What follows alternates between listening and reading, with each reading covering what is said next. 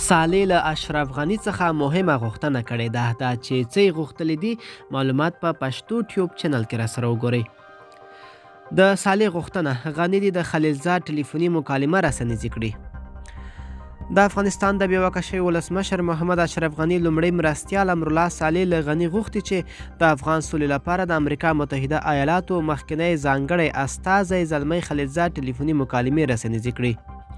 صالح دا غوښتنه پر خپل ټویټر کړې او د مخکني ولسمشر اکاونټ یې منشن کړی دی.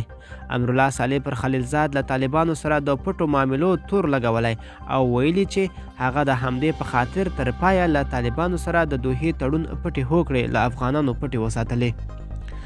نوموړي دا هم ویلي چې خلیلزاد په داسې وخت کې چې افغانان په یوه لویه ستراتیژۍ کې ایثار دي نړیوالو رسنیو ته ورځي او د افغانستان په اړه په خندنۍ لهجه د طالبانو د مدافع په توګه غږیږي.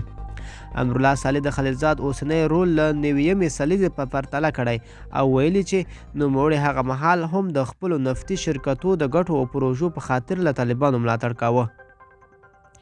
صالح دا هم ویلي چې خلیلزاد په ښکاره په نړیوالو رسنیو کې طالبانو او په خاص ډول حقاني ډلې ته لابي کولې.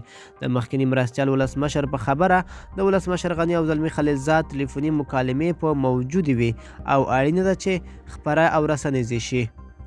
خلیلزاد په وروستیو کې د پرلپسې مرکو په کولو د طالبانو ملاتړ کړی او ولسمشر غني یې د سولې مخالف او د اوسني بحران مسؤل ګڼلی. امرالله صالح بیا ویلي چې خلیلزاد د افغانستان جمهوري نظام د یوې وزې په شان قرباني کړی او تاریخ ته به مخ تورن وي.